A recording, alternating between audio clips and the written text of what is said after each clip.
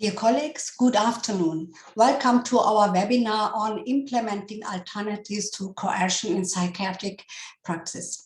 My name is Mariam Schuler-Otschak. I'm chair of the Committee on Ethical Issues of the European Psychiatric Association, and we have prepared this webinar, and we are very happy to welcome you to this very important webinar. Together with Professor Silvana Galdarisi, whom I will introduce a few minutes later, we will chair this session, and we are very happy that you are here and listen and watch our webinar. First of all, I would like to underline that you are able to use the Q&A button to address your comments, your questions, your remarks, and so on. And we will try in the Q&A or discussion part to address your question, remarks, and comments. It could be that we are not able during the time limitation to address all questions and remarks or comments. So we will download these issues and address them and put these questions and answers to our website together with the recorded webinar. Thank you so much for joining our webinar. This is a very hot topic, coercion, and there are a lot of anxieties or other issues in the psychiatric or mental health communities regarding this topic. So coercion is a complex phenomenon that includes both formal, for example, involuntary admission, medication, and so on, but also informal, for example, pressure to take medication, and so on. And we mental health professionals should be mindful of the UN Resolution 46 of the Principles for the Protection of Persons with Mental Illness and the Convention of the Rights of Persons with Disability, CRPD. So during this webinar, we will look to alternatives to coercion from different angles. All presentations will be after one by one, so we will not have a discussion after the presentations. The discussion part will be by the end of our webinar. So I'm very, very happy to introduce our first speaker and our co-chair, Professor Silvana Galdarisi. I think you all know her because Silvana Galdarisi has done a really great job. She is a full professor of psychiatry, director of the emergency unit of the Department of Mental Health of the University of Campania, Luigi Vanvitelli. She's coordinator of the outpatient unit for anxiety and psychotic disorders and of the rehabilitation program for severe mental disorders of the same department. Silvana is also chairperson and founding member of the European Group for Research in Schizophrenia, EGRIS.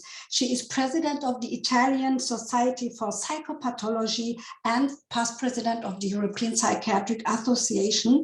And she's also chairperson of the Standing Committee on Ethics of the World Psychiatric Association. Furthermore, co-chair of the working group of the WPA on implementing alternatives to coercion in mental health. Of course, she is also a member of our Committee on Ethical Issues. Silvana has written a lot of publication papers and so on. One issue I would like to underline very much is that she has made it possible during her presidency that Gamian and Fami got members of our European Psychiatric Association, which is really great. We are very honored to have Silvana also here because she is a very successful woman. She has been awarded the 2023 EPA Constance Pascal Helen Boyle Prize for Outstanding Achievement by a Woman in Working to Improve Mental Health Care in Europe. These are really great jobs, Silvana. We are very happy that you are now here, and the floor is yours for your presentation on alternatives to coercion in adults.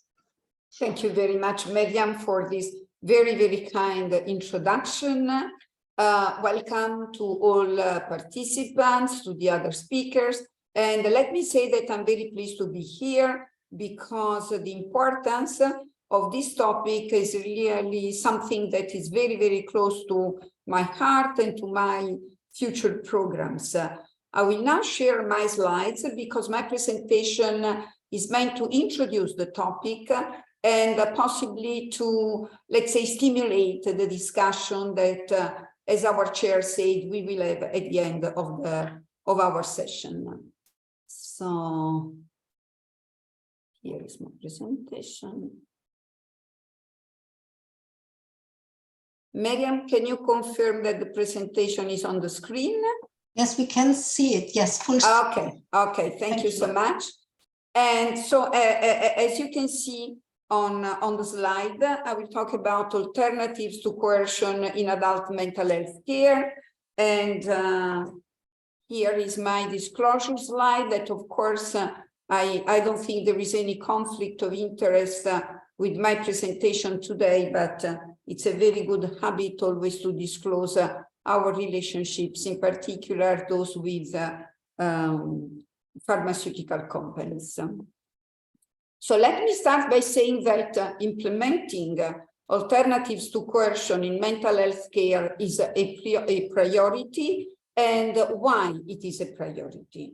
It is a priority because it is needed to improve the quality of care and the quality of patients' outcome.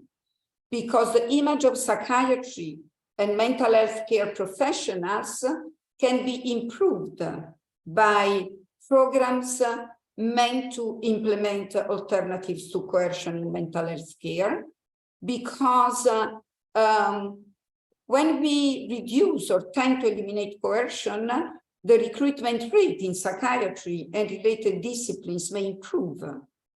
You know that there are many brilliant, smart students who don't like these methods in psychiatry, and they may be discouraged from joining our discipline because of these practices. And also, if we work in order to implement alternatives to coercion, we certainly improve respect of human rights in mental health care services. I would also like to point out that we need to point out some aspects of terminology in this field. It is a very broad field. When we use the word coercion, many times we are not on the same page. I mean, we can mean many things. We can refer to many different practices when we talk about coercion. For instance, not always there is a clear-cut differentiation between non-consensual treatments and coercive treatments. It's important to keep in mind that it's not all non-consensual treatment. It's not that they are all coercive or forced treatments. For instance, a person receiving a treatment while in a coma or while severely intoxicated is not a person receiving a forced treatment. It's simply a person receiving a non-consensual treatment. And this difference is important.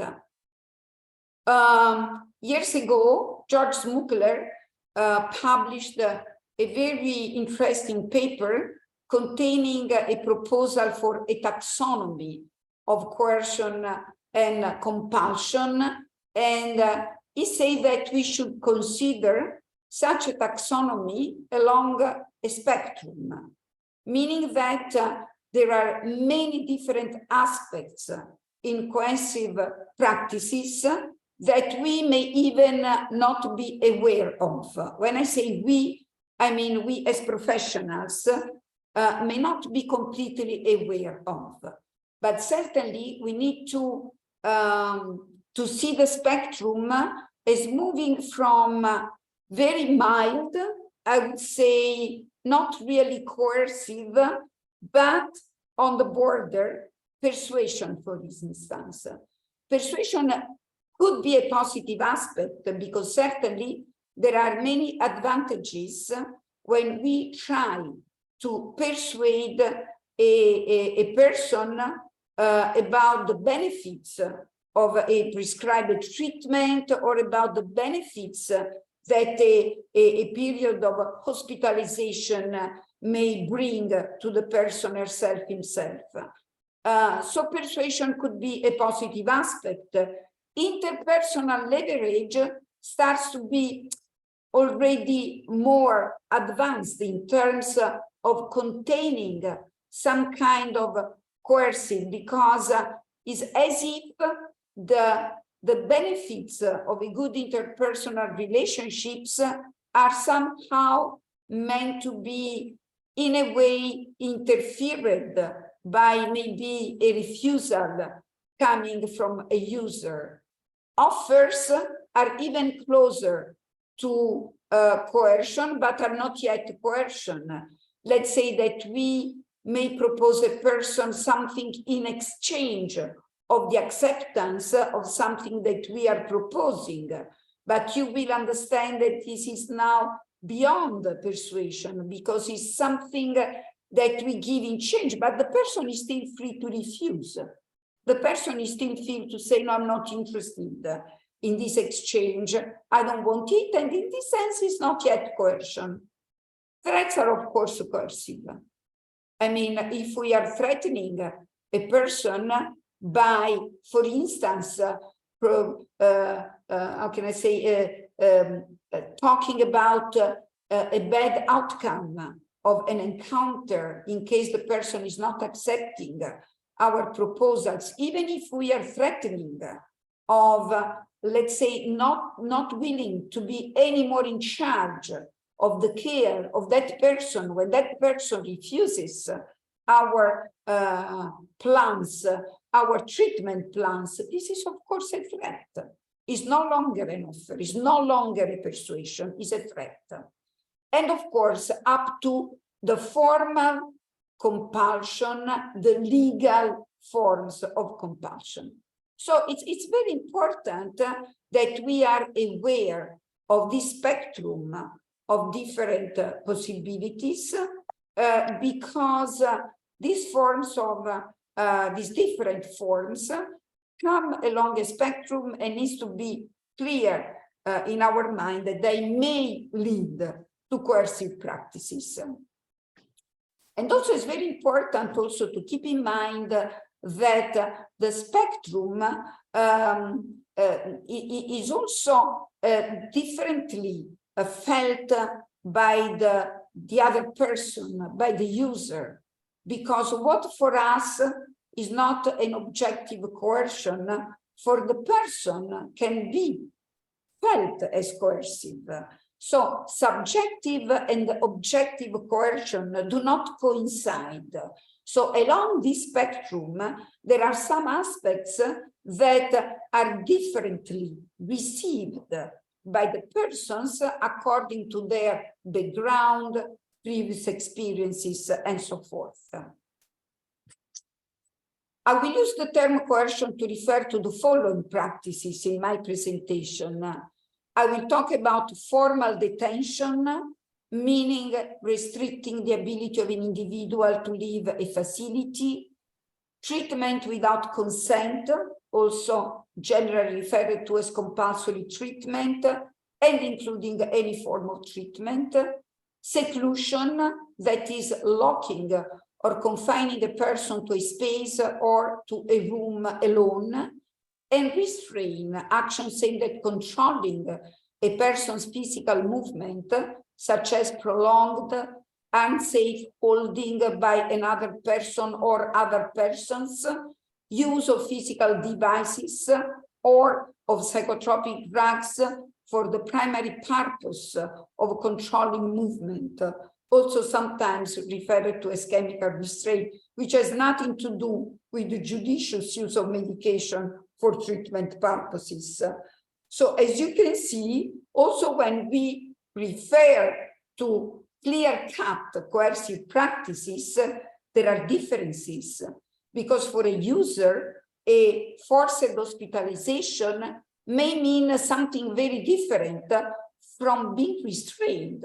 That means being under the control of physical devices or controlled by holding by another person. These are very different aspects of coercive practices.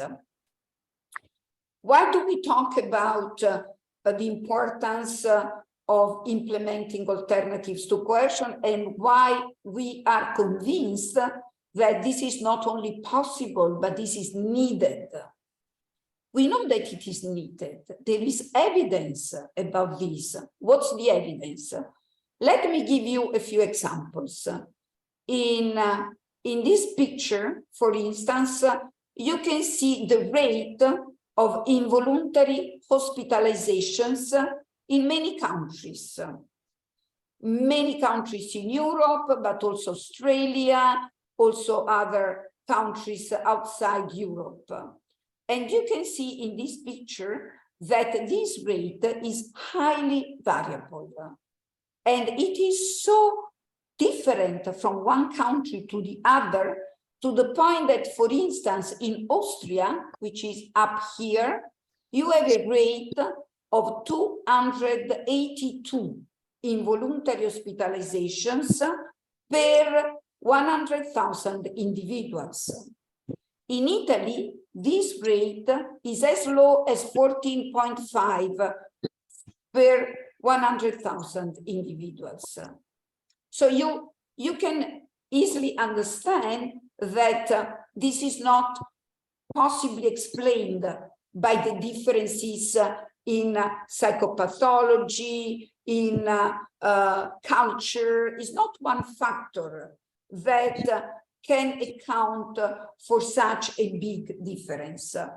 The same is true when we look at the rate of the use of mechanical restraint. Here are different countries: Australia, New Zealand, Japan, United States, and the variation goes from 0.03 in New Zealand to 98.9 in Japan per million population per day. And this variation is greater than 3,000-fold, which once again makes it improbable that we can explain it according to differences in psychopathological features of the population.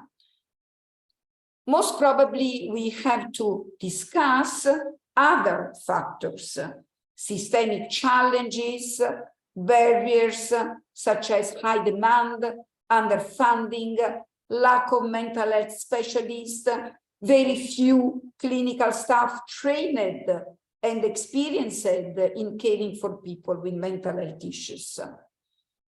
Differences in mental health service organization is a very important factor accounting for the variations. Differences in mental health laws. This is another factor which is many times undervalued, underestimated. Differences in social policies. For example, it has been demonstrated in some papers that the rate and the extent of bed reductions can drive a very important increase in involuntary hospitalizations. The degree of emphasis on risk and public protection in some cultures, as well as local cultural factors. For instance, in some countries, physical restraints are regarded as unacceptable and are rarely, if not at all, used. In others, chemical restraints are regarded as such. So the use of compulsion may change significantly over time according to changes in policy and practices. Another factor, which is not very often mentioned but is increasingly important, is the use of illicit drugs and alcohol, as well as secular changes in support networks, and most importantly, the failure to provide alternatives to coercive practices. Another extremely important aspect that, of course, is one of the factors also driving the interest for this kind of initiatives as our today webinar, is that coercive practices raise human rights concerns, especially in the light of the Convention on the Rights of Persons with Disabilities that Professor Schuler-Ockach was mentioning before. The CRPD asks member states to view people with disabilities from the perspective of bearers of human rights and asserts that their rights, will, and preferences should always be respected. And now the question arises that many professionals actually are very, very much touched by these ethical concerns. Is it possible without involuntary treatment to meet the needs and interests of some service users, such as those with suicidal intent or intent to harm others who refuse treatment? How should we deal with the issue of competing rights? For instance, preservation of life versus exercise of legal capacity, right to health care versus free treatment decisions. I mean, it is obvious that these are competing rights and the rights belonging to the same person. So for professionals, this is not a very, very easy task to deal with. In formal health settings, fortunately, there is a growing interest and a growing research base for practical steps to develop and implement viable alternatives to coercion. Because what many among us believe is that discussing the theory is interesting and important. Also, the ethical questions are interesting and important, but what we should do in practice is to develop as much evidence-based practices as possible to implement alternatives, and probably this will by itself reduce or eliminate coercive practices. Is there progress in this direction? Yes, quite a lot. There are many evidence-based programs that the literature has been dealing with, reporting evidence about. Here are some examples. Of course, we do not have time to go into details, but just I want to draw your attention to the fact that, for instance, Safe Words program include strengthening the therapeutic community, improving communication on the wards, as well as the engagement model, where strengthening the therapeutic community and improving the atmosphere on the ward are regarded as very important. Staff training is another extremely important part, having debriefings on the ward when episodes of coercion take place.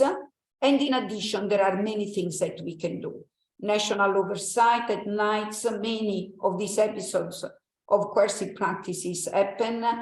Advocacy directed at public opinion, politicians, policymakers, service providers, and also organization of cultural changes through an emphasis on recovery, trauma-informed care, and human rights.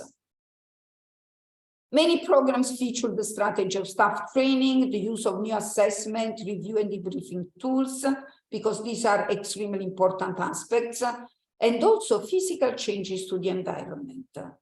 Always we have to remind ourselves that many times very, how can I say, cheap, easy to implement changes to the environment, warm paint colors on the walls, rearranging furniture, having a, let's say, friendly environment can help quite a lot in avoiding hostility and avoiding crashes within the ward. It has to be also noted, however, that very few programs incorporate consumer service user roles, as recommended, for instance, in 6 core strategies.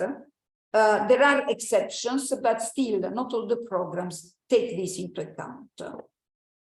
I would suggest reading this good systematic review meta-analysis, because it contains 121 studies on initiatives to reduce and prevent coercive practices, and shows that positive results are reported by studies that focus on explicit efforts to prevent or reduce coercion.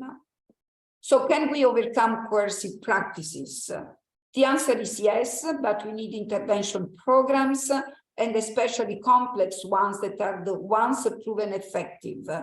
Human and financial resources are needed, of course, to improve staff, training, environment improvement, users and relatives involvement in planning and providing periodically input and feedback.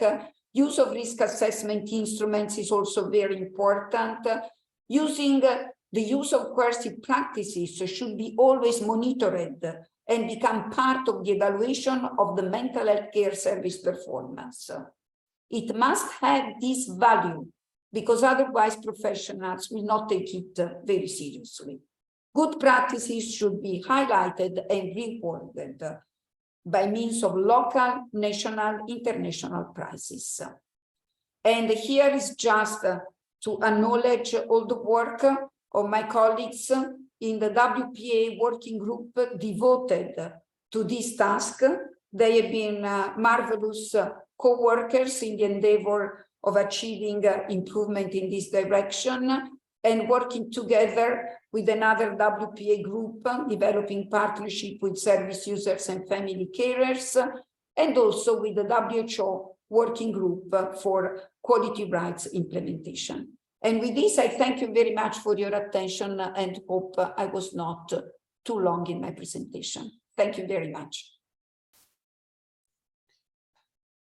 Silvana, thank you very much for this really very comprehensive overview and very interesting data. You have mentioned different parts of coercion, objective subjective coercion, for example, great differences in epidemiological data regarding involuntary hospitalisation or restraints, differences in levels of organizations, differences in mental health laws, and so on. And you mentioned that with issues on competing rights, we have to deal with it, and we have to look more intensive to these issues. And of course, we need evidence of practices of implementing these alternative procedures or to coercion, and we need, of course, scientific evaluation and so on. We have underlined also that we can overcome coercive practices, and this is a great news, and we have to share it and discuss it also with other colleagues. So thank you so much. We are going on. Please write your comments or questions regarding the talk of Professor Silvana Galdarisi using the F&A button. Thank you so much again.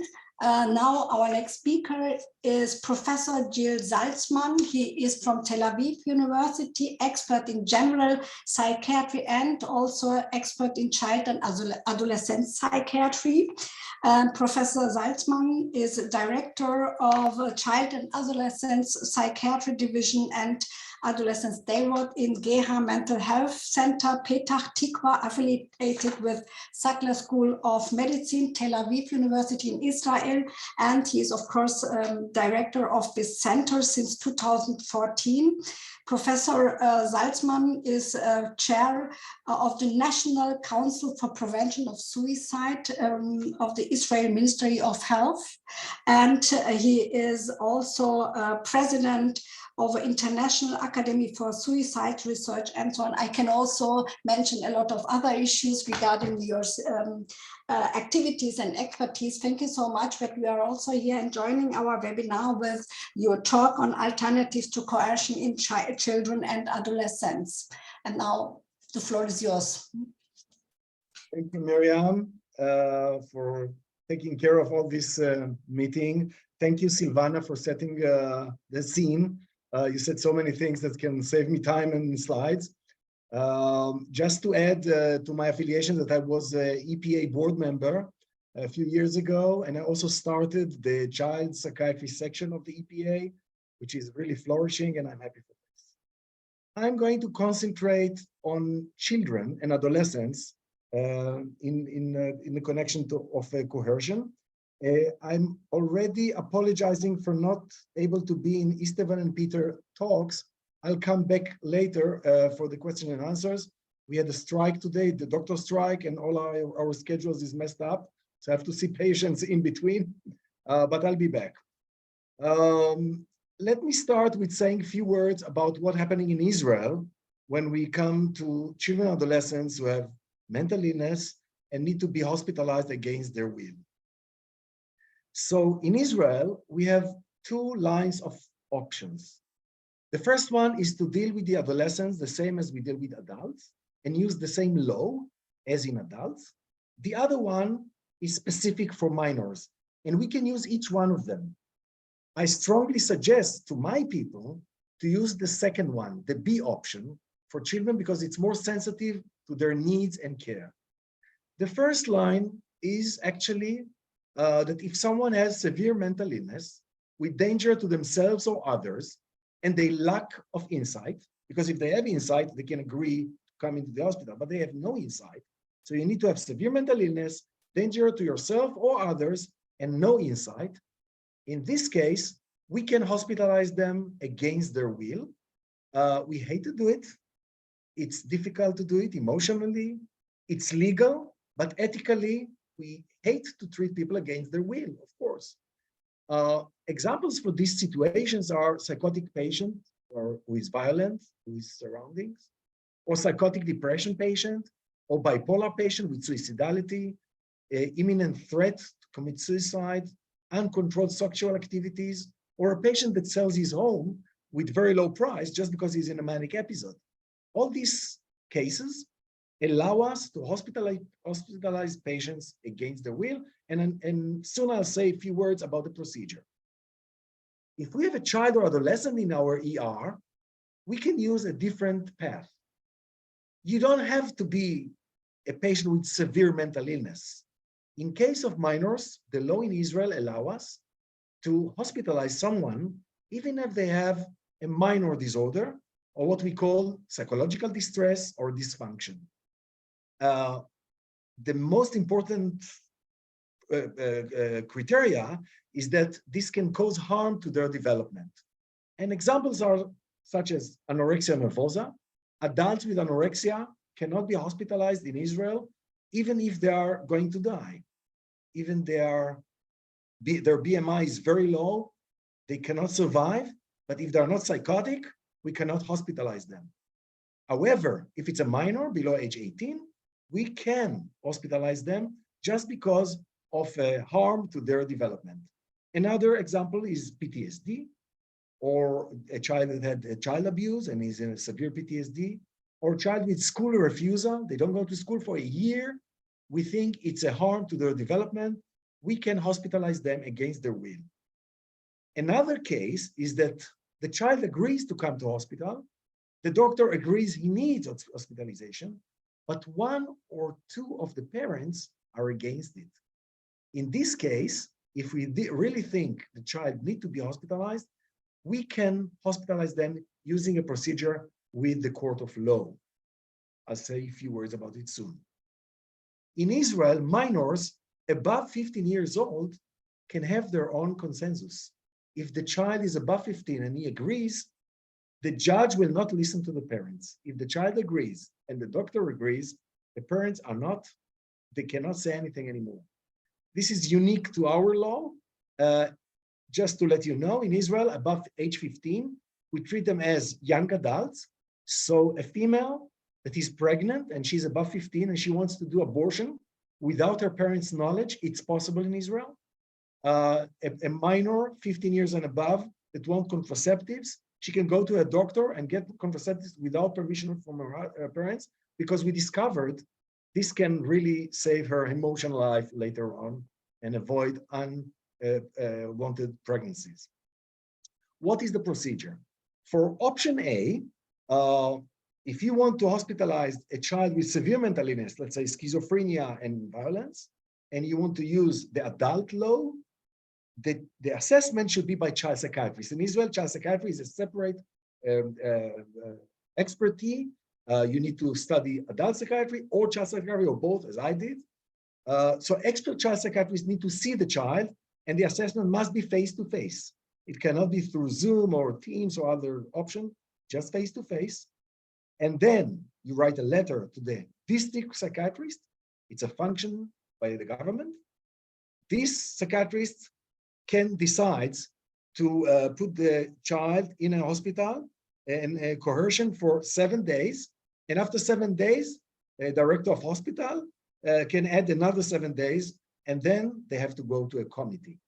The psychiatric committee, after 2 weeks, is a 5-members committee. 2 are psychiatrists. 1 is a lawyer that can be a judge. He meets the criteria to be a judge, and 2 social workers. And they see the patient, they see the family, they see the doctor, and they make decision. They can add another 30 days until 6 months. Then it goes to court. This is the procedure for severe mental illness in adolescents. But if you want to use the child law, you can use it either for severe mental illness or just psychological development problem. You can do the same, but after the child psychiatry expert see the child, they will connect the welfare office, social worker. They will send the letter. The social worker go to youth judge, and district psychiatrist will issue a coercion to hospitalization for between a week and a month. So in this case, we need the court, we need the judge. More complicated, but actually fits better to adolescents, because youth judges, which are specialist judges, they are in a way like social workers. They understand the connection, the family, the parents, what they want, and they know more than a regular judge. So I always recommend to use the second line. This procedure is much better children and adolescents. This is a paper that just came out. I found it when I prepared for this talk. It came out a few days ago, and it's by Benedetta Silva, and it's about exploring patients' feeling of being coerced during psychiatric hospital admission, and this is a qualitative study. I used to do only quantitative studies for years. I'm expert in suicide in adolescents. I never believed in qualitative studies. In the recent years, I started to understand that sometimes a qualitative study can give us information that no other kind of study will give us. And even in suicide, interviewing patients, young patients, and hearing the story can bring you lots of hypotheses and ideas. So I love this paper. I highly recommend it. You can have the paper or all my presentation later on. I send it to the organizers, so my presentation and papers are open for you. So in this paper, they have a diagram, and since Silvana already covered this, I'll do it very briefly. We can use a patient under mental health care in compulsion, force them to go into hospital. But we also have informal coercion, and we have experienced coercion, which is important to understand because we deal here with subjective feeling. That's why a qualitative study can give us this information. Sometimes a patient feels we force them, although we don't. Sometimes we force them, but it's not really forcing. They simply cannot give their consent. And Silvana gave the example of a patient under coma. We are sure that if they were out of the coma, they will sign the letter and say, I agree to this operation. I agree to this blood transfer. They will agree, but they cannot agree now. So it's informal coercion. We have to go to court. We have to have 3 experts to sign. But actually, we do it against the will of the patient because we don't know the will of the patient. This is informal coercion, and it's true also for adolescents.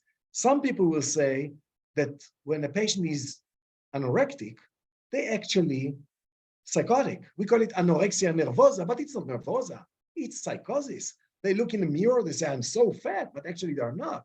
They are going to die. So if they were not psychotic, they will agree, but they are now not really seeing what's good for them. There is also the experienced coercion. Patients feel that we force them, although we don't. I run a daycare unit for child and adolescents. Nobody is there against their will. We cannot force children to be in a day unit because they go home every day. So the doors are not locked. They can leave any minute. But sometimes they feel coerced. They feel like the parents put them there. They don't want to be there, especially this month. This is July. It's a vacation. All the children are out, having fun, going to cinema, going to the swimming pool. and they have to come to hospital every day. So they feel coercion. They feel it's against their will, but actually, legally, that's what they experience, but it's totally free and they can leave any minute. And ethically, and this is our discussion here, we tell them you can leave any minute, but they don't feel like this because they have to obey their parents. And there is the compulsion, the compulsory hospitalization. This can be involuntary legal status. I discussed this in the previous slide. And we use some coercive measures. I'll talk a little more about this. This paper just came out, so you can go to the paper. This paper gives us a very interesting insight on what happens to an adolescent who is forced to be in the hospital. And this is interesting because it goes nicely with some models we have about, for example, anorexia nervosa or other mental illness. And it's there only because it's a qualitative study. That's why they got there. If they were measuring things without talking to the patients, they will never get there. They interviewed 12 patients. And these patients described hospitalization as experience of loss of control over their life due either external or internal pressure. So the feeling, the subjective, I emphasize, it's subjective. The subjective feeling of loss of control is common to all these patients. Remember, if you have severe mental illness, if you hear voices, if you are very depressed, you feel you lost control of your life anyway. Now, I put you in a hospital against your will, you're really feeling you're losing control totally. During the process, they write, perceptions of these pressures varied and sometimes overlapped, leading some patients to describe their admission as a form of simultaneous protection and violation. And this is a key, in my view, to the alternative. If we see that the patient themselves tell us, I feel loss of control, I feel forced, I feel violation of my rights, but on the other end, I'm, feeling also you protect me. So there is part in the patient, maybe the healthy part, that understands that the hospitalization is good. And the other part, maybe the sick part, the paranoid part, that feels violation of their rights. So the fight between the objects is internal. And we can use it, and I say a few words in the conclusion about it, we can use it for alternating or getting their permission or consent for the hospitalization. This is a paper we wrote 23 years ago. It's true today, the same as it was at that time. And it's a paper I wrote with the Neta Choresh and Alan Apter. Neta is a psychologist, Alan Apter is a child psychiatrist. And we measured internalized anger, self-control, and mastery experience in patients with anorexia nervosa in our inpatient adolescent unit. We found a few things that are interesting in anorexia, but I want to generalize it to any hospitalization against consent. Internalized anger was significantly higher in both anorectic patient and general psychiatric patient as compared with normal controls. But this difference was significantly only for the anorexic patients. So we had three groups here. One group of anorexic patients, the inpatient unit, one group of inpatient patients with other psychiatric disorders, except from anorexia, and a normal control group, three groups. The two groups felt internalized anger much more than the control group, but it was very significant with the anorexic patient. Anorexic and general psychiatric patients experienced significantly less mastery than normal controls. But again, this difference was significantly only in the anorexic group. There it was very strong finding. Within the anorexic group, severity of symptoms correlated significantly with internalized anger, low mastery, and look at this, external locus of control. One of the models, the analytic models for anorexia, is that the adolescent stop eating because they feel no control on their lives. They are enmeshed with their mothers or fathers, or doesn't matter, and they are not separated. And the only place in their life and body that they can control is their mouth. So they close the mouth and stop eating. This is the model, the psychoanalytic model for anorectic children. We saw this using quantitative measures, using rating scales. We found out that anorexic girls inside psychiatric unit feel loss of external control. The control is outside, it's not inside. The findings support the notion that internalized anger and defective experience of self-control are important factors in psychopathology of adolescent anorexic inpatient females. The result may have implications for clinical management of patients with severe anorexia, but I want to add, not only for them. So the issue is control. Where is the control? You take me, you put me, you lock me, you secluded me, you use restraints on me. Where is my control? And remember, we talk about adolescents, that they are in the middle of separation individuation, as Bloss called it. Second, separation individuation, they start to separate from their parents. They want to be adults. They are not children anymore, but they're not adults anymore. They are in between. This is the uniqueness of this age, and this is the uniqueness of coercion in this age. So what can we do? How can we avoid coercion? First of all, we need to listen. Adolescents love to be heard. Everybody loves to be heard, but adolescents love to be heard by adults. They love to be feeling that you respect them. So if you come to the ER in the middle of the night because the resident called you and you need to put an adolescent into the hospital against their will, wait, sit and talk to them, listen to them, respect them, let them feel as adults. Don't use language of children, or don't try to be nice. Talk as the same as you talk to someone in your age, in your level. Try to do psychoeducation, explain them, tell them you are now in a psychotic state. This is not your fault. You have too much dopamine in your brain. You can't control yourself. That's why you're aggressive. We want to protect you. We put you in the hospital just to protect you and help you. In a few days, you will feel better. You can go home for vacations. You will be at home in the weekend. And probably in 2 weeks, you will be out. Give them information and make it into a collaborative effort. Me and you, the adolescent, together fighting the disease. The enemy is the disease. It's not the doctor that put you against your will in the hospital. We are not enemies. We are collaborators, and the enemy is the disease. And if you give information about the disease, you say, you think you are very fat, but it's because your brain lack of glucose and proteins. Your brain is not functioning well. So you have bad ideas about your weight. But look at the numbers. You are okay. You are not fat. Actually, you are too thin. So give them information. This is the collaborative effort and the psychoeducation. And then the result is that you reestablish an internal focus of control. If they have the control, they will sign the letter and the papers, and they will go to the hospital, not against their will, but with collaboration. This is so important and ethically good because they will be cured quickly. It's very difficult. Everybody here who is a clinician knows that to treat a patient against their will takes more time than to treat patients that collaborate and wants to be cured. This is a paper from 2015. I brought this to you from Psychiatric Services, and the first author called Wisdom, and it's really full of wisdom because the New York State Office of Mental Health wrote this very important paper. It was exactly the time I spent 2 years at Columbia University, and then they brought this out. So I won't read the whole thing, just give you the highlights.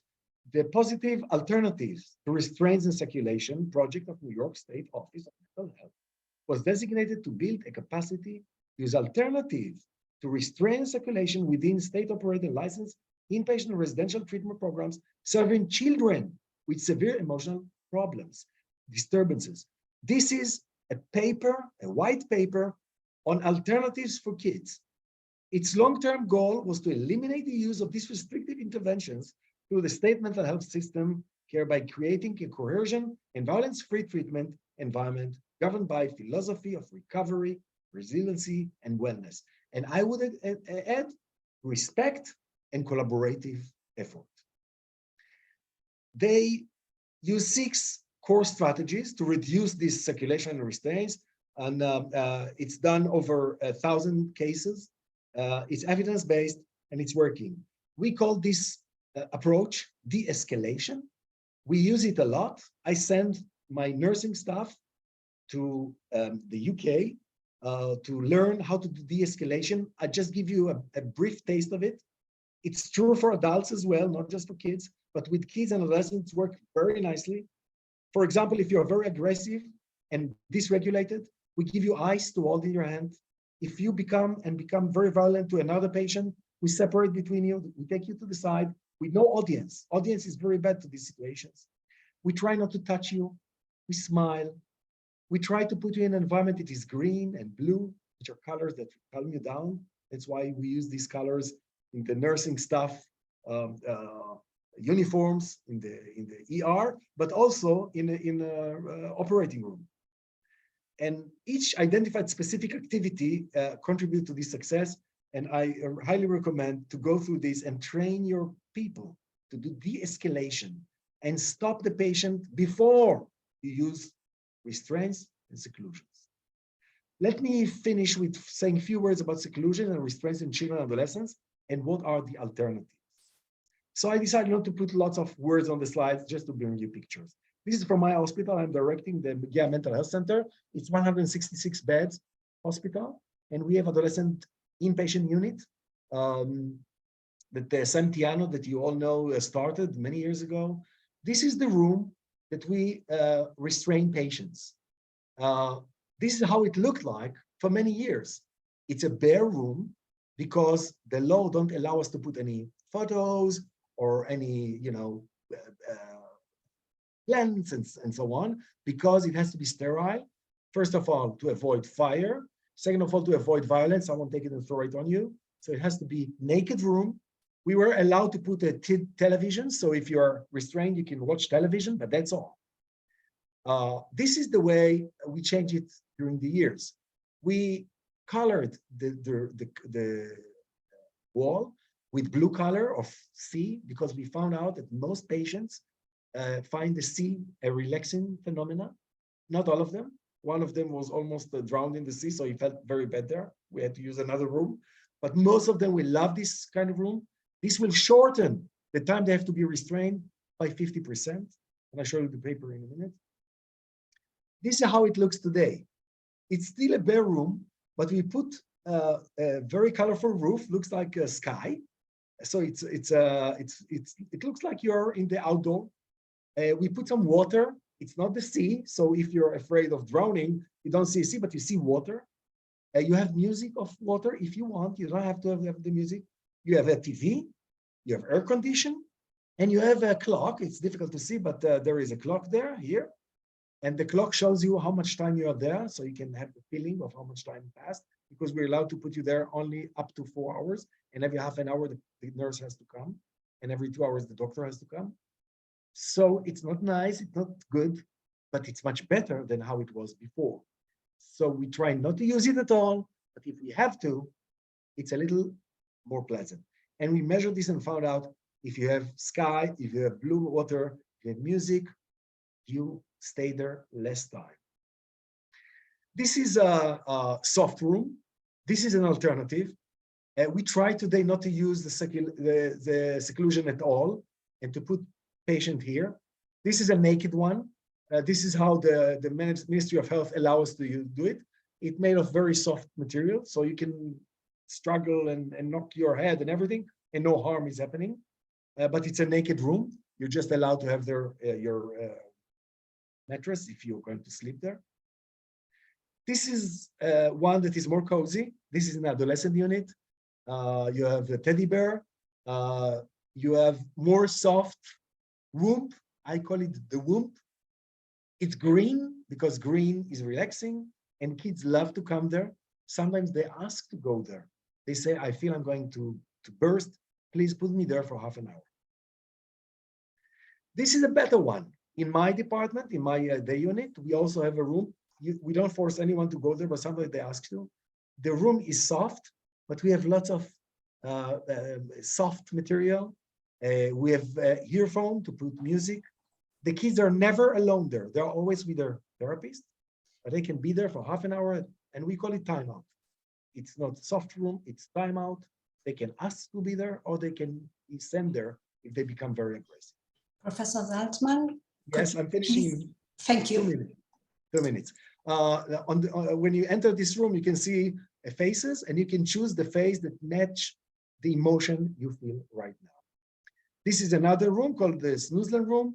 This is for kids who are not stimulated. They are in the autistic spectrum, but they are very close, and we can put them there, put some music, colors, and this is a great alternative to seclusion and restraints.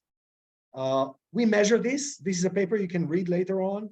And we measured seclusion room versus restraints. We asked the patients, what do you prefer? And for sure, as you can understand, it's very, very strong. The shame, the discomfort, and the anger are much lower in seclusion rooms than in restraint rooms. This is striking. And this is the only paper published about adolescents in seclusion rooms, as far as we know. So it was published in 2013, but it showed seclusion is better than restraint. This is the last thing I want to show you. This is a high-tech, high-touch room, three-dimensional, VR. You can play with the leaves, you can be angry, you can do whatever. It's a soft room, but it's not naked. It's all screen. The walls are actually screens. So to conclude, avoid coercion if possible. If not, there are two approaches. It's better to use the minor children approach. The challenge is loss of control. We should re-establish internal and locus of control. It's collaborative, psychoeducation, and respect. If no other option, seclusion are better than restraints, and a new VR techniques may make seclusion a better experience. Thank you very much. Thank you very much, Professor Salzman, for this really also very great presentation with all these pictures, which are very touchable, and you underlined that the escalation issues, re-establishment of internal focus are very, very important in this context, but also it is important which kind of design you use in these settings and in these contexts. Thank you so much, because time is running. We have to go on with our program. I'm very happy now to overhand the chair position to Professor Silvana Galderisi. Thanks a lot, Silvana. Thank you so much, Miriam. It's now my pleasure to introduce Peter Carey. He's a teacher, public relationships expert, responsible for international relations, grants, innovations at the Awakening Foundation in Hungary. He's the president of Gamian Europe, the largest organization in the continent that supports individuals facing mental health issues, and is a member, in his role as the president of Gamian Europe, is a board member of the European Psychiatric Association. And I will remind all of you that they have both Gamian and EUFAMI, the Organization of Relatives, writing the right of voting in the board. So they are part of all the decisions that are taken in the board of the European Psychiatric Association. Since 2013, Peter Carey has been engaged in exploring new approaches that complement existing research and rely on the creativity of clients, aiming to enhance the effectiveness of patient care. He serves as the project leader of the Expert by Experience pilot project established by the foundation. His primary focus lies in addressing the involvement of patients in the social healthcare system, as well as decision-making processes that affect them. He strives to identify facilitating, hindering factors associated with these opportunities and communicate them to relevant decision makers. He has been invited to deliver numerous international presentations, conduct research, contribute to scientific publications in these areas. Now, Peter, please, the floor is yours. Thank you very much, Professor Galderisi. And the floor is not only mine, because we will have a presentation together with István Gallai, because we will use together 20 minutes. And it is a great and even greater pleasure being invited here in front of you, because I think being two patients next to each other, involved in a discussion like this, about coercion and about any topic about patients, I think very interesting. And this day, Peter, I'm sorry for interrupting you, but I guess at this point I have to introduce Istvan too, because I didn't. If you are sharing the presentation, of course, yes, I have to do two things. First of all, I have to invite you to say Silvana, because I took the liberty of saying Peter. So please, I'll be Silvana from now on. And so it's my pleasure to introduce also Istvan Gallai, diagnosed with paranoid schizophrenia in the past, but fully recovered, as we can all see, and working as expert by experience for the Awakening Foundation at Semmelweis University Community Psychiatric Center. As a recovered user, he helps fellow patients, and he has been running voice hearing groups across the country since 2012. So it's now more than 11 years. And he has participated in more than 500 sessions. So congratulations. In these groups, people feel helped as sufferers with the voice hearing method, a complementary method for recovery. Please, both of you, thank you very much for being with us. Thanks a lot, Silvana. Thanks for that. Thank you. So I try to share my presentation right now. Hopefully it will happen. Just yes, it is here. I think yes. So my name is Peter Kerry, and it is really my pleasure being here. And after hearing so many interesting and so many touching things about different perspectives, how someone will participate in mental health service as a service user, we are here together with Istvan to talk about it from patient perspective. As president of Gambian Europe, we have approximately 60 member organizations throughout Europe.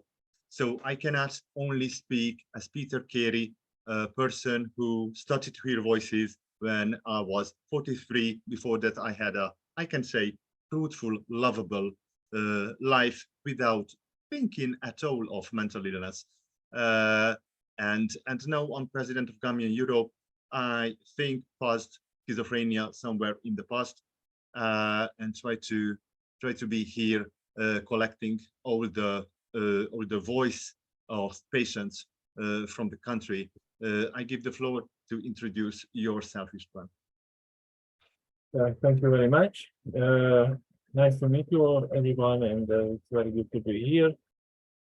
My name is Istvan Gallai. I'm 45 years old, and I have paranoid schizophrenia diagnosis, and I work now for the Awakening Foundation as a peer support expert and expert by experience. And originally, I'm a gastronomic expert, and and also, yes, that's right. I've been leading hearing voices group since 2012, and I made already. We had already around 500 meetings. We used to have around 30 participants at each meeting, and during this time, I have met around 1,000 and 1,500 fellows. And there used to be at each meeting fellowmates with schizophrenia diagnosis. Thank you very much, Istvan. Thank you very much. So first of all, I have to mention that today we had a discussion about team in Hungary about this workshop, and many psychiatrists, psychologists from the globe were absolutely in love with the topic because they said so many things are there, Peter, so you must mention this and that, and so it will be very very good that you will be, and you all together with Istvan will be there. But what is question for us, for patients in psychiatric and psychological context? Because coercion is there in our society, in our friendships, in our schools, everywhere around us, not in psychiatric or psychological context we have only. And that's another 2 hours when we start a discussion about what is the correlation about the sociological aspects and coercion in our society. But let's clarify a bit what is coercion from our perspective. Physical coercion can be what involves the use of physical force or restraint to control the individual and enforce the treatment against their will. It may include involuntary hospitalization, seclusion, or forced medication. Verbal coercion. This occurs when individuals are pressured to or threatened verbally to comply with a specific treatment plan or intervention. If you think it over, it can happen anywhere. It is not really a hospital setting, but it can be a family member. It could involve making the person feel guilty or ashamed if they don't follow the suggested treatment, for example. Or social coercion. This refers to the use of social pressure, such as leveraging relationships or emotional ties to influence the person's decisions about their care. Family members or friends may attempt to convince the individual to undergo treatment even if they are not sure or not want, or they are unwilling.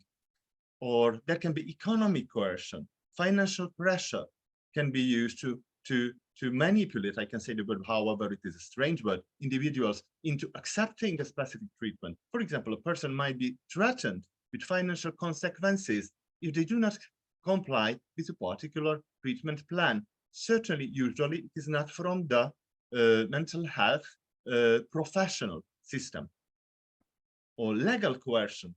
In some cases, the legal system may be involved, and court orders or legal mandates may be used to force a person to undergo treatment, such as involuntary commitment or treatment programs. If we just think about it this way, we immediately understand that it is not a question of hospitals or community care systems or closed institutions, but it is a question of our societies or countries. And that's why when we are thinking about coercion, I say that it is nice that Gamian Europe can be represented. So I think the floor is yours, Istvan, talking some personal stories. Thank you very much. So the first story we would like to share, it's the name is Eve, and she has a bipolar disorder and psychotic episodes. In further, sorry? Pongshab. Sorry. Oh. Change. Okay, I change it. Is it better? Yes. Yeah, thank you. Sorry for that. So Eve's story, she empowered by her friends, they agreed to report her early warning signs to her and her doctor. This is a real example of a voluntary decision of how to avoid coercion. The lesser of the two evils when it is not the doctor, but friends who help you to go to the doctor, to the hospital.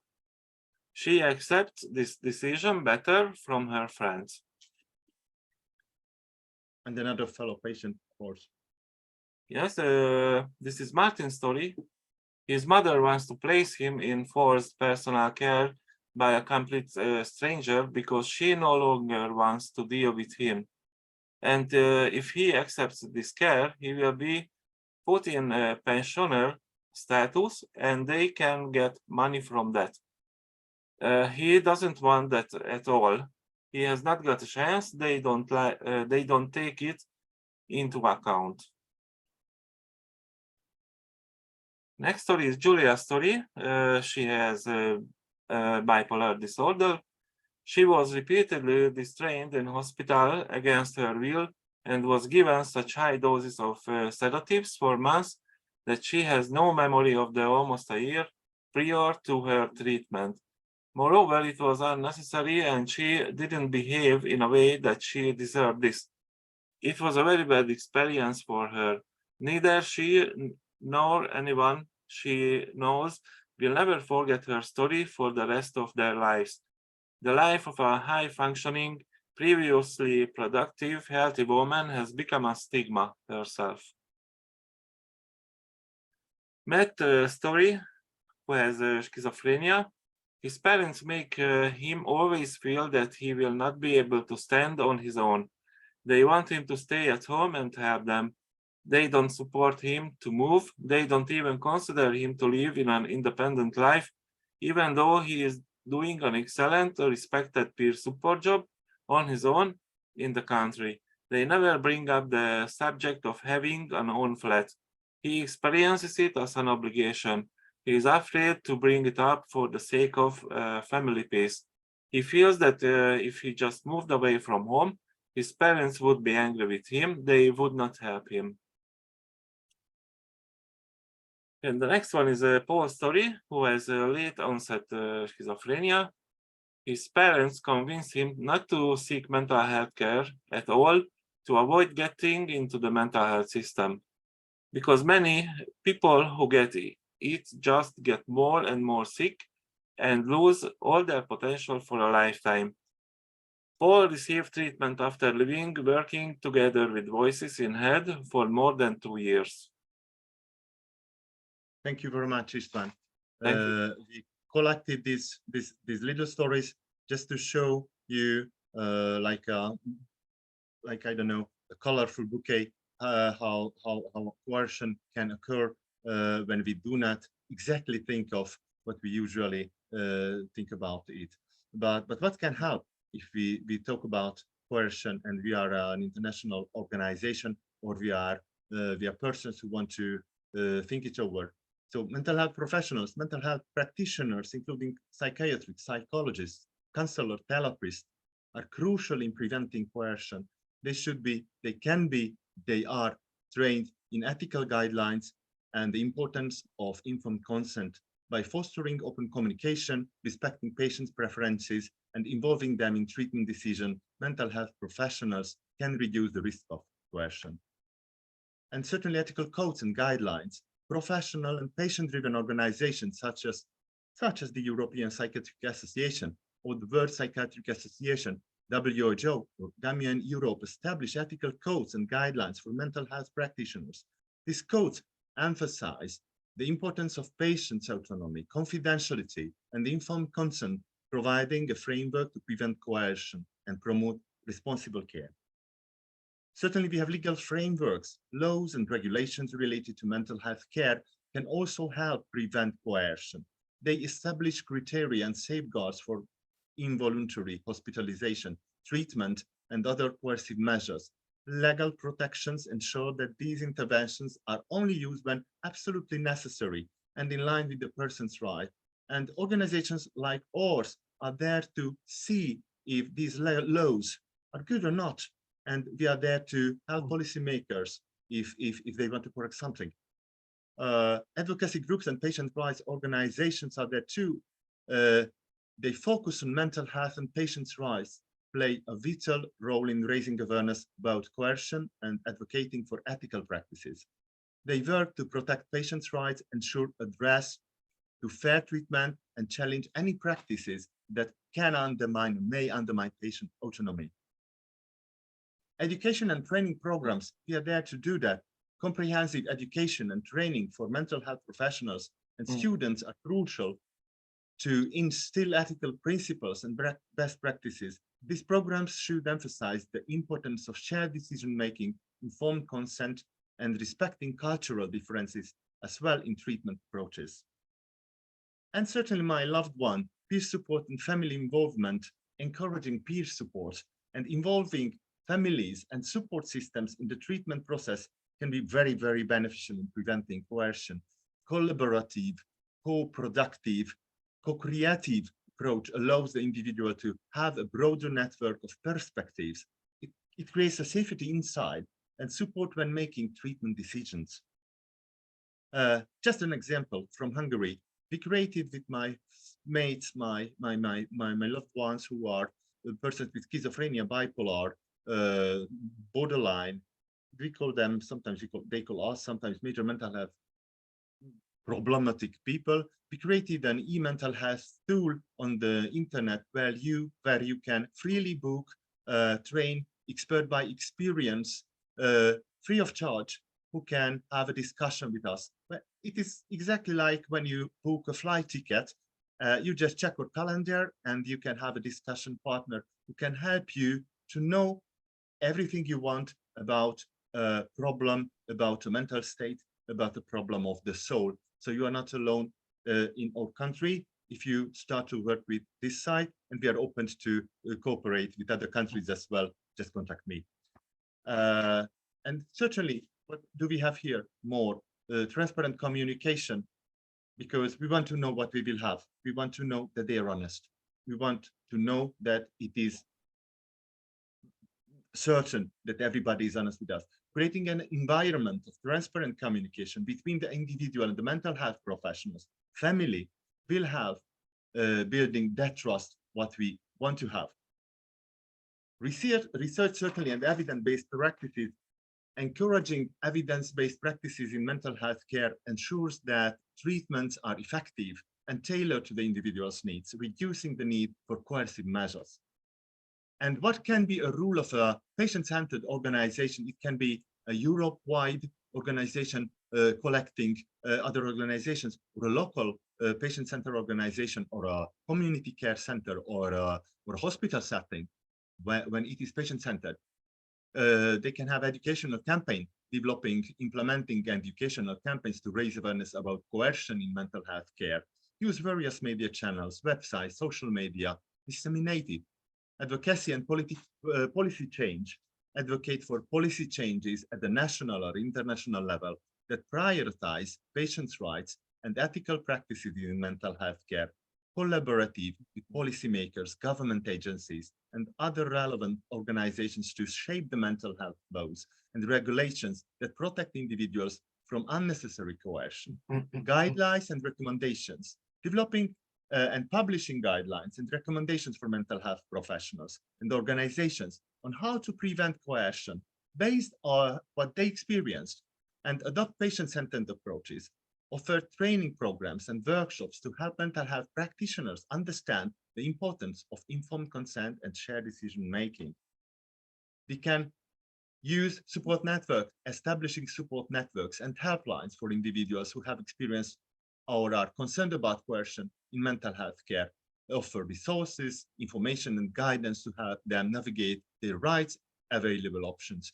Collaboration with mental health professionals, foster collaboration and dialogue with mental health professionals to ensure a shared commitment to patient-centered care and ethical practices. Encourage partnership that promote a cultural respect for patient autonomy and informed consent. Data collection again and research, but collaborative with researchers and institutions to collect data on coercion and its impact on individuals' mental health outcomes. Use this information to advocate for evidence-based practices and support for changes in mental health system. International networking of any type of organization, engage with other international patient organizations, mental health advocacy group, providers, and human rights organizations to build a strong global network focusing on preventing coercion in mental health care. Certainly engagement with larger bodies like the United Nations or World Health Organization to raise awareness about coercion in mental health and advocate for policy changes on a broader scale.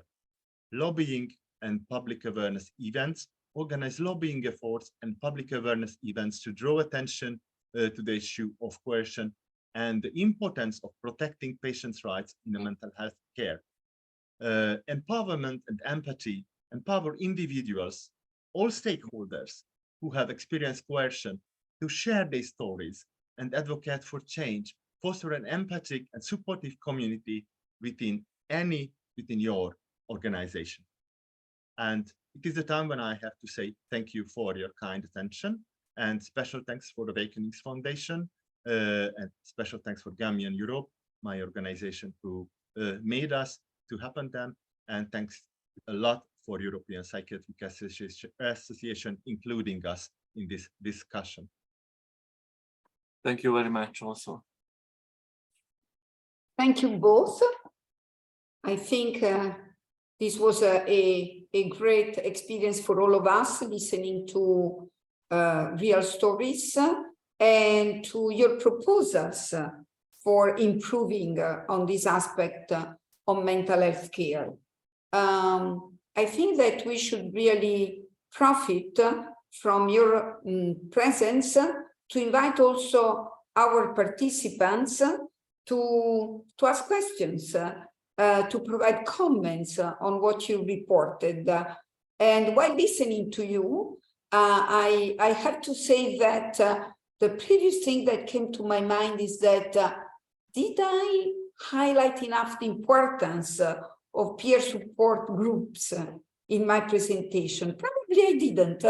And I thought, oh, well, yes, this is something extremely important because, as you said, people, and especially young people, are much more sensitive to the messages, to the arguments provided by their peers than to what is provided by relatives and especially by professionals. So I think that that's a very, very important message to be highlighted, and probably I never did that enough. So this is something that for me was very, very important.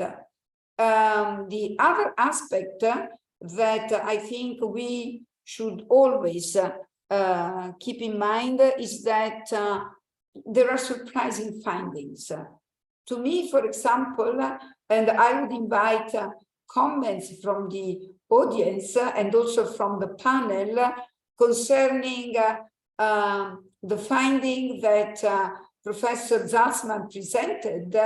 She told us that well, people prefer seclusion to restraints. Well, I think that people hate both of them. That's my experience. And of course, that's a very, very, very last resource to be taken into account.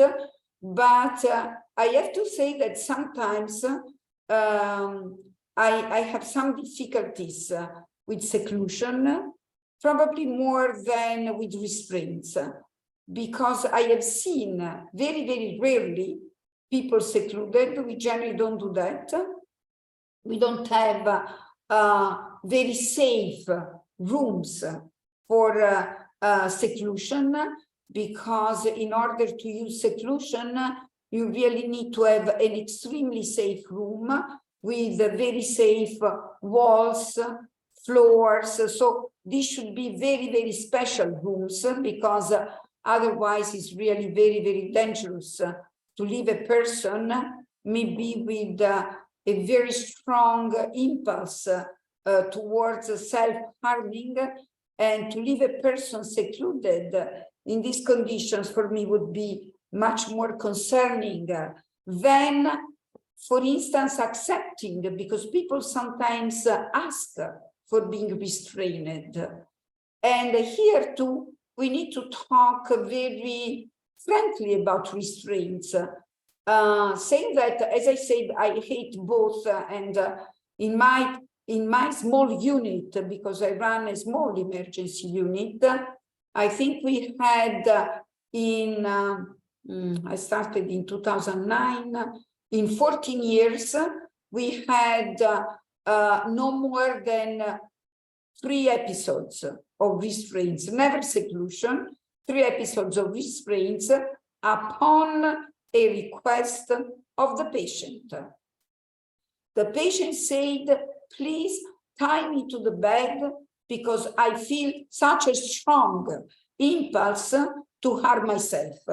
She wanted, there was a young woman, she wanted to kick her head into the wall, or she wanted to jump down the window. So, I mean, she was really so much scared by these impulses that she asked to be restrained. But here too, she was restrained, but she was supervised all the time And we were talking to her while being restrained, and also the other patients in the room, they were talking to her and saying, when you feel that you can be untired, please let us know, because I mean, this should be something very temporary. We are sure you don't need it really, because you know the techniques, we talked about it in the past, you can control it.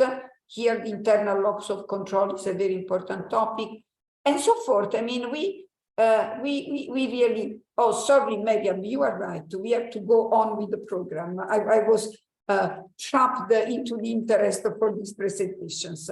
And just so your presentation. But once again, thank you very, very much. Yes, we were just inviting the discussion. So let me introduce with great pleasure Professor Miriam Schuler-Ochak, Professor of Intercultural Psychiatry at Charité University in Berlin, Germany. She's a specialist for neurology, psychotherapy, trauma-focused psychotherapy, EMDR therapy, and she's the head of a research unit on the intercultural migration and care research social psychiatry at Charité. In 2006, she was awarded as one of the most successful women of the year by the Turkish community in Berlin. She received also a prize in 2014 as the Order of Merit by the Federal Republic of Germany.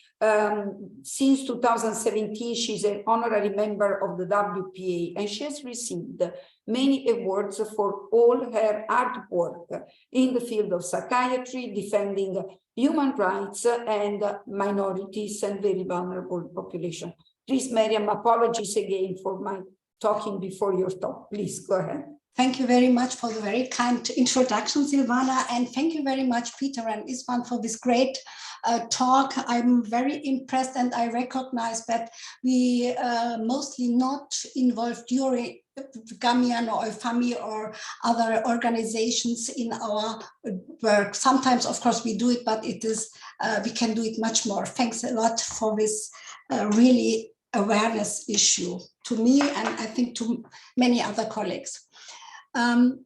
So it doesn't work. Yes, now I will give a short overview on coercion, but I will go a little bit faster through my presentations or spring over some some slides.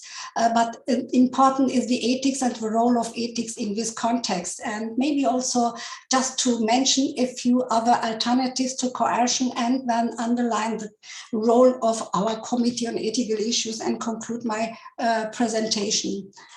First of all, this is the composition of the new ethical committee or ethics committee of the European Psychiatric Association. You can see that we have members from different parts of Europe. And this is a short imagination from a meeting during the COVID times when we couldn't meet in person. We did also many online meetings. To coercion, we had heard a lot of issues. Just to underline maybe that there are some state policies which initiatives and develops projects to reduce coercive practices and improve their quality, for example, by avoiding unnecessary and hard-handed use of physical but also other kinds of coercion, but also forced medication with heavy side effects or other issues, securing patients' legal rights and providing respectful care, as it was underlined also by Peter and Isvan. So there are some states who have these policy programs, but others are on the way to do it. But we have also member states in the European Psychiatric Association which have no kinds of policies regarding these programs. Coercion in psychiatry, we heard a lot of issues, but what is the role of ethical issues, ethical requirements of the application of coercion in psychiatry, respective of its prevention, should be discussed like in this webinar.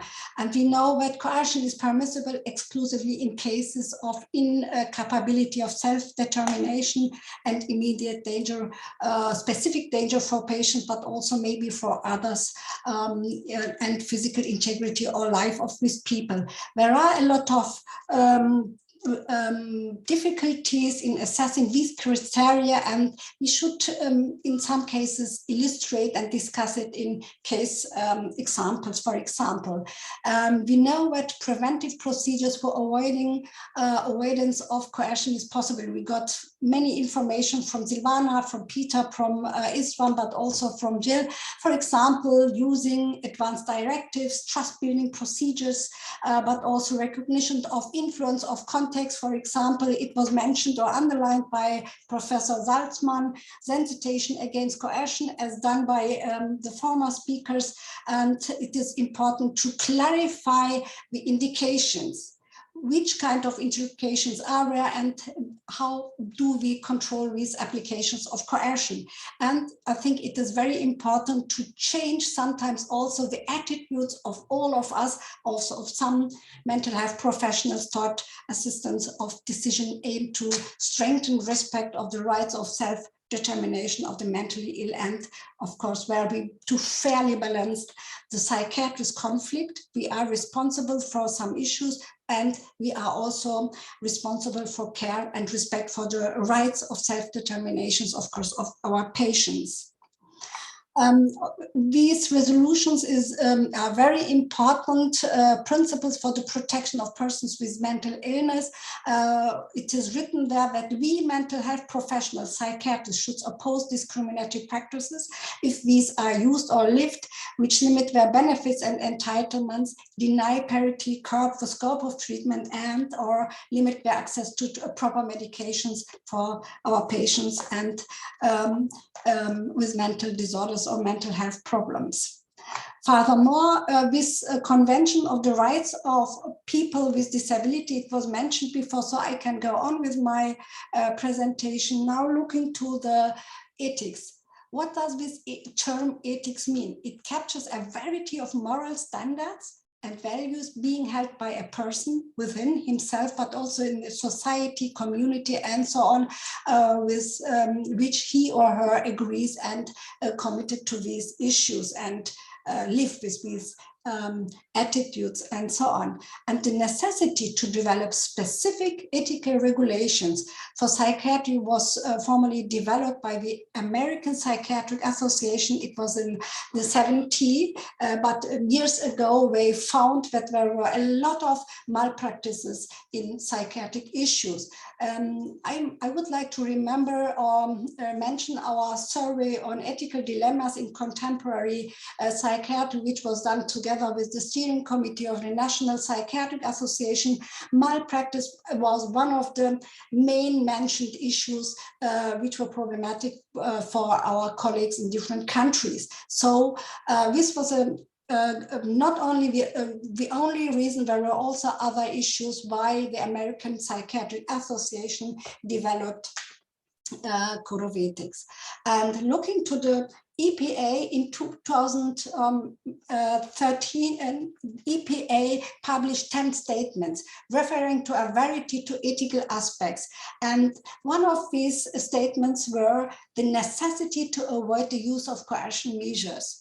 And in 2021, the General Assembly of the European Psychiatric Association approved the Code of Ethics, which was developed under the chairperson Danuta Wassermann. Of course, Silvana Galderisi and other colleagues were involved in developing this Code of Ethics for the European Psychiatric Association. The role of ethics, what does it mean? These are the informants' broad and integrative understanding of morality revealed a wide range of potential roles for ethics in, for example, reducing and improving coercion practices. Ethics can contribute, for example, to increase awareness, which we are doing now, of potential patients violations and ethical changes regarding coercion, but also to develop a language to address such concerns, as Silvana underlined it. We need a wording for it. We need to understand about what are we talking to each other or together.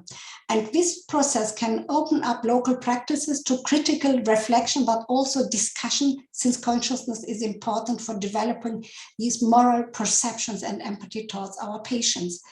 We know that, for example, internationally, many ethical challenges regarding coercion are closely related to systematic and cultural concerns and to professional work and teamwork. We got this message, organizational issues in micro level, meso level, but also in structural or macro levels.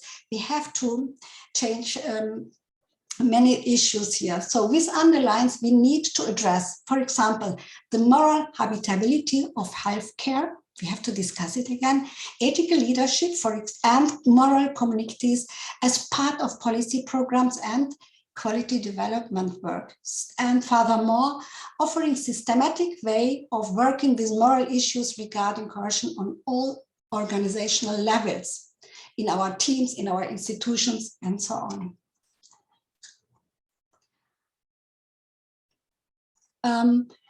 The Committee on Ethical Issues of the European Psychiatric Association. I mentioned the Code of Ethics, which was approved 2021. The committee exists longer. I don't know how many years, but maybe Silvana, you can add it later. The committee is responsible for example, giving its contribution to the EPA position statements on ethical subjects, collaboration with the National Psychiatric Association to promote ethical standards in psychiatric research, teaching and care. Of course, also collaborating with, for example, Gambian Europe or FAMI or other organizations to have an exchange, to get information from you, and of course include you to teaching issues, research issues, and so on. Organizing events like this one, but also during our congresses and in between the congresses, participating sessions or events during the National Psychiatric Association's meetings or congresses and so on, to get in touch with colleagues, to discuss about their attitudes, to discuss about ethical topics and teams, and of course, we are also ready to discuss cases and so on. And we would like to actively gather information through surveys on how ethics in psychiatry is being managed in Europe and elsewhere. So one survey I have mentioned, we have now running also another survey. It is Ethics in Psychiatric Praxis. You can use the link on our website, and please support us and join to this survey. We have also prepared another survey, which we will launch later. It is on a collaboration with, for example, family members, caregivers, formal and informal, on informal levels. Now looking to the other roles of our committee, I mentioned we are on the way to disseminate the Code of Ethics, to share these issues to all NPA members and other colleagues, mental health professionals, and others who are interested, like, for example, organizations of not only from users, but also to other organizations. For example, we are educating also, for example, police or other organization to know what is coercion, how can we avoid coercion issues, and so on. And there are some alternatives. Some of them were mentioned by Silvana or others here. Others could be, for example, wedding a model or open door policies, home treatment issues, or crisis families, and so on. There are possibilities which could be implemented and which could be used for reduction of coercion issues.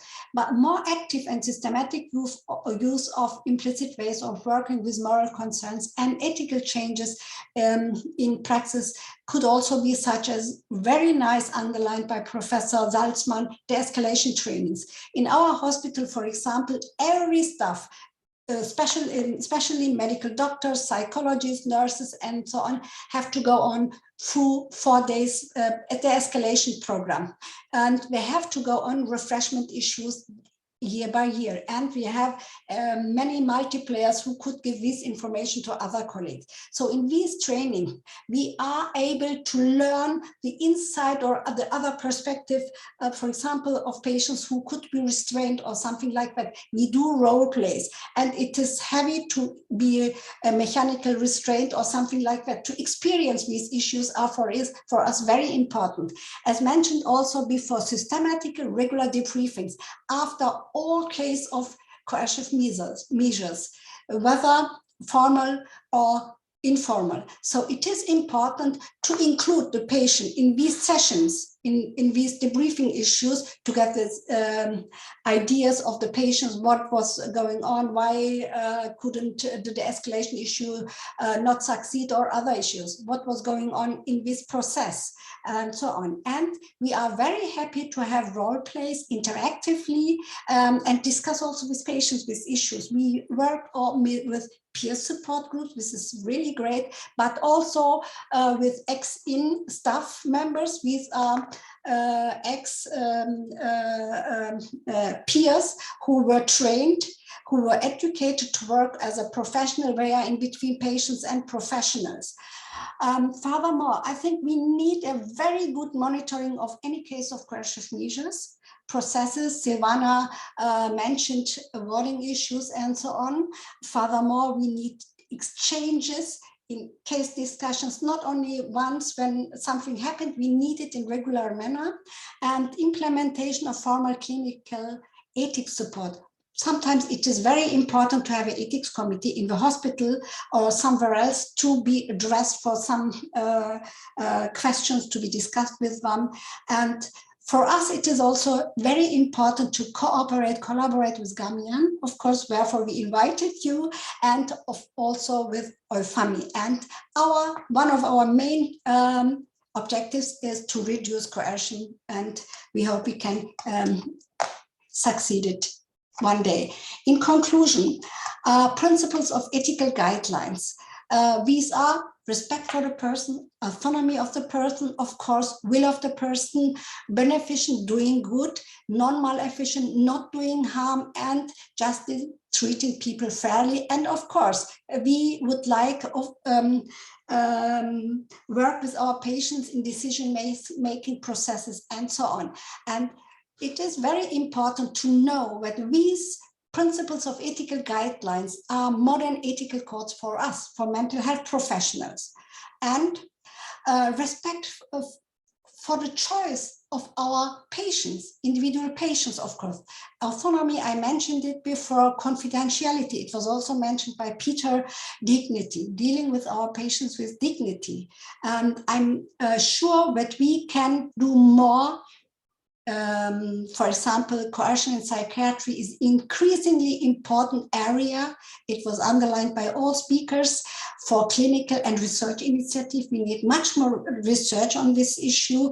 And owing to the linkage with legal human rights, but also ethical issues, the number of questions that need to be addressed is really enormous. But time is going, and I think, nevertheless, we are able to find alternatives to coercion, and these possibilities should be exhausted.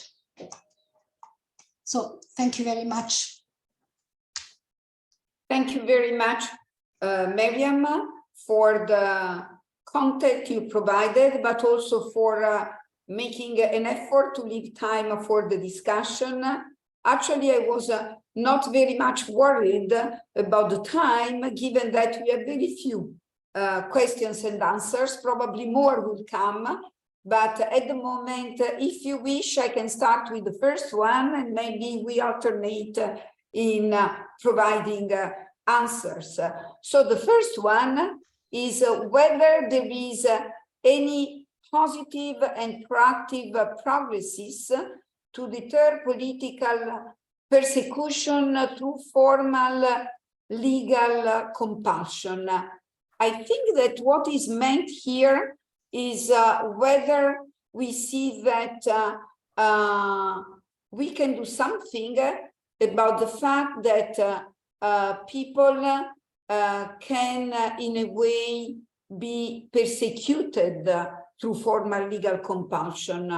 Well, I think that this is possible, yes, because this happens, and it is not one isolated case in which this happens.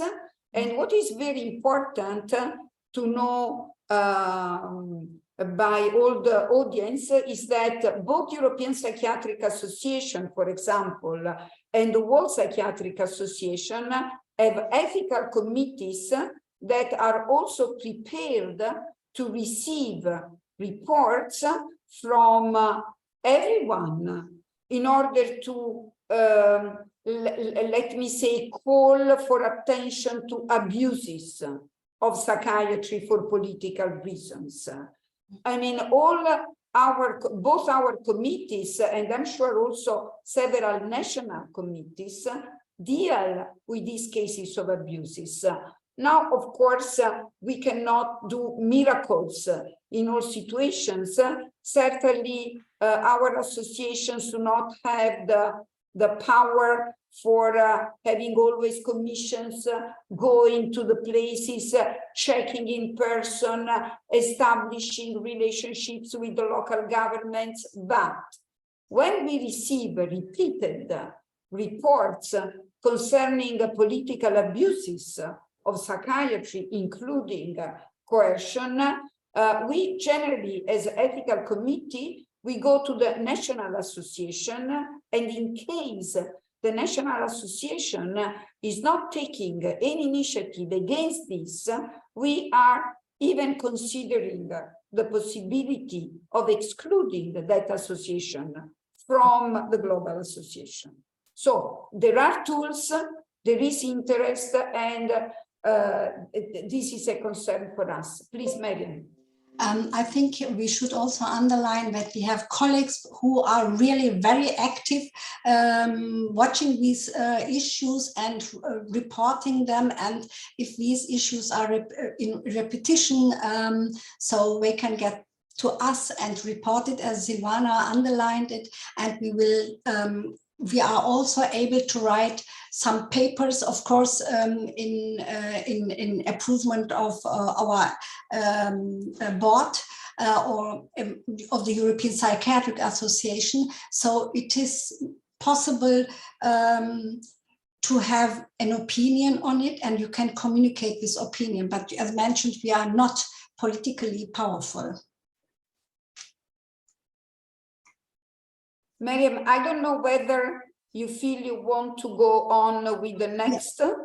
Yes, we can go on with the next question or comment. From a cognitive behavioral therapy perspective, psychotic state or violence may or may not be justified, such as vengeance against harmers, such as dictators. How should such humanitarian perspective be addressed? Without that tendency, it's more harm to the patient than to having any violent tendencies. It's very similar to the first question. I do not know who wants to get back to this colleague. Maybe Professor Salzmann can give also a comment to this question, or not really. Questions. Nothing really smart to say about this. The political part of psychiatry is really painful. Just to think that some parts in the world are still using psychiatry as a force against people is something I can't stand. I do believe that our organization should say a very clear saying about it. So the political development is very different.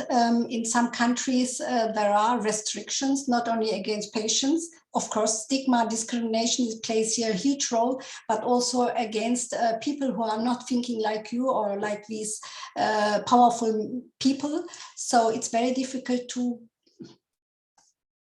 answer to this colleague. Please, Peter. Just one thing, because each one is here and we use the so-called voice hearing method when we are dealing with schizophrenia. And just to give a feedback to the person who wrote the question, past psychiatric problems frequently can be heard as narratives in patients' minds when we ask about what voices do you hear, what kinds of narratives you have in your head. Sometimes we hear the past negativity of political aspects of psychiatry. For example, it was experienced via the family. We call it transgenerational trauma. I think many researchers are dealing with it with voice hearing method. Today, we try to examine this phenomena because we can hear it via the voice of voice hearers. Thanks a lot for this additional information. You work also with people who do not hear voices. Do I understand it? And it worked? Yes. Great. So we should try it and see how the evaluation looks like. Thank you so much. Silvana, would you like to go on, or? I can, yes. Well, I don't know, probably this is for Professor Salzman. Very great talk. I missed the first part. I hope this presentation is registered. Let me say that yes, it is registered. And also Professor Salzman offered to share the presentation. So I think it can be requested also from himself or from our organization. Is that correct, Jean? Okay. Yes, okay. yes, and I also gave my email so people can connect me directly, and I'll write it again in the chat. So in case someone wants to, I'll be happy to share it, and you can use it and give a talk with it wherever you want. The webinar is being recorded, so you can also have an access on our website to this webinar, and you can also see the slides, all slides in this recorded session. And there is a last one. I had a major disagreement with the professional community on the priority between autonomy, between active and negative autonomies and fairness. Mm-hmm. I don't know if the panel have some insights on the ethical priorities and procedural considerations. I'm not sure I fully understand the question. I think that yes, I can answer, because we had a great discussion here in Israel about autonomy versus, you know, forcing our knowledge and putting people in hospitals. One of the questions is, let's say I'm a patient who wants to kill himself. And this is my autonomy. I can choose if I live my life until age 90 or I get off the train at age 70. In some countries, like Switzerland, if I have cancer, I can decide to stop my life. So why psychiatrists take my autonomy when I'm depressed? I suffer and I want to kill myself. So in the tension between autonomy and the good of the patient, why the doctor knows better than his patient? And where is the autonomy, the right for autonomy?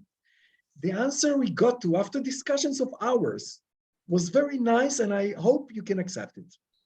The panel in my discussion said that the best judgment is that if the patient later will thank you, then it's ethical to do it.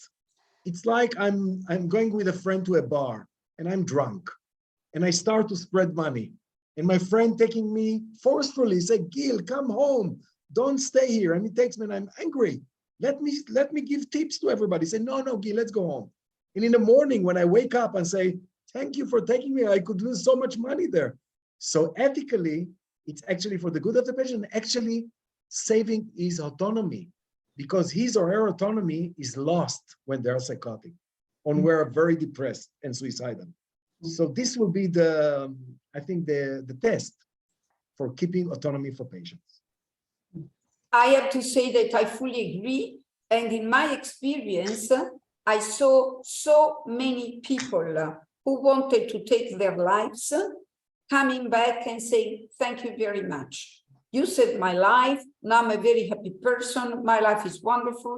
So I think that if this is the question, then the answer provided by Gil Salzman is really perfect. And I fully share it. Thank you very much. We have another, are there more comments on this point? Because I think it's a crucial one. Yes. No. So I'll go on to the other comment. It is important to remember that mental health professionals, people with experience and family members can exercise political influence in their own countries. The louder the voice, the more likely the politicians will listen and respond by supporting legislation and services which reduce coercion. Fully agree with that.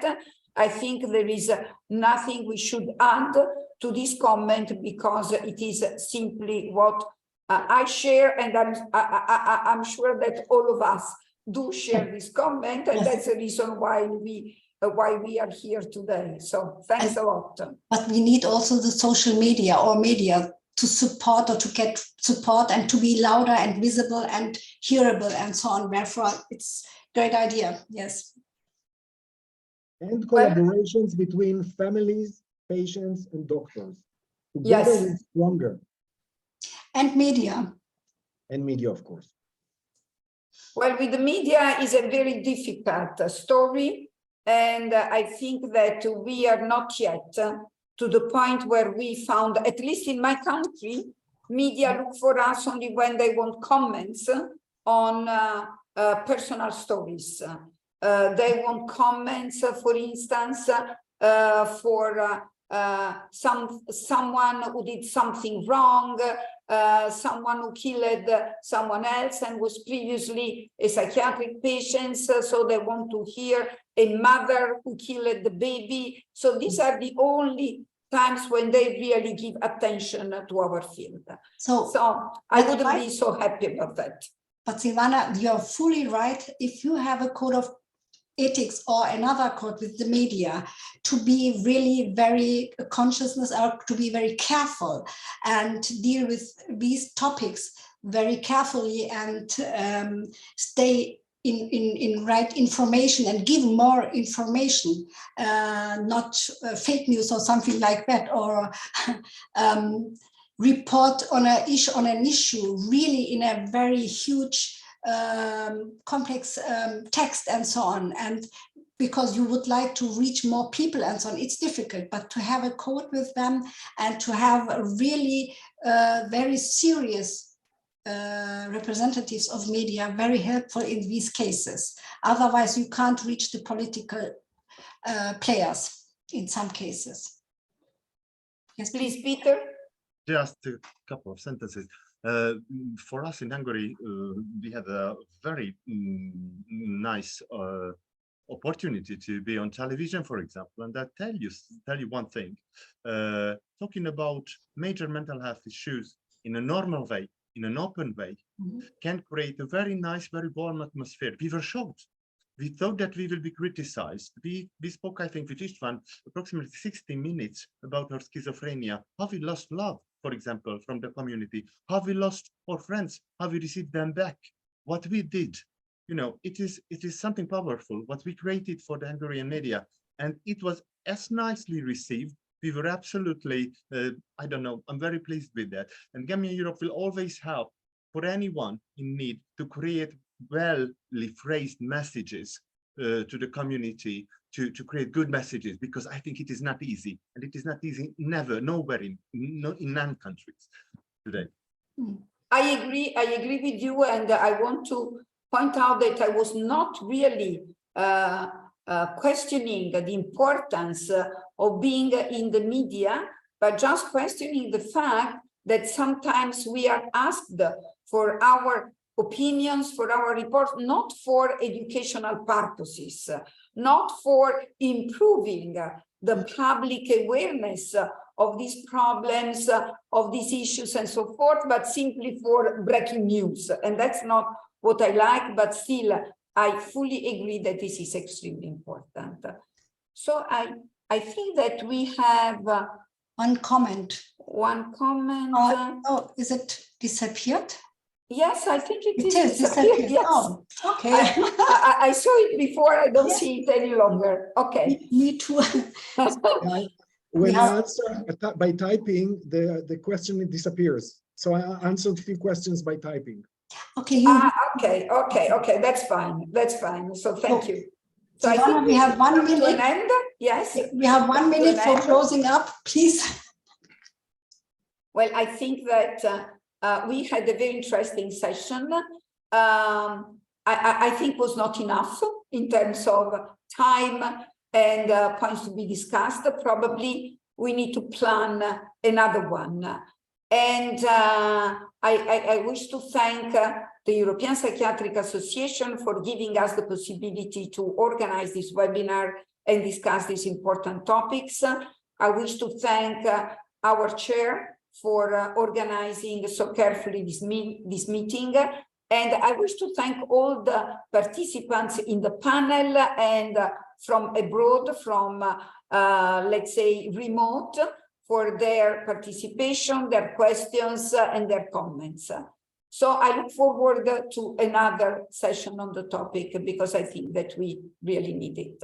Thank you so much. Miriam, for you, the last word. Thank you to all of you, and you have enriched our webinar, and I hope that the participants will join our webinar, recorded webinar, also on our website, and look to it and share, please, the link to other colleagues and so on. Thanks so much, and have a really very nice summer and very nice day, and hope to see you very soon. Thank you. Thank you very much. Thank you. Thank you again. Thank you. Thank you. Thank you very much. Goodbye. Goodbye. Goodbye. Goodbye. Bye bye.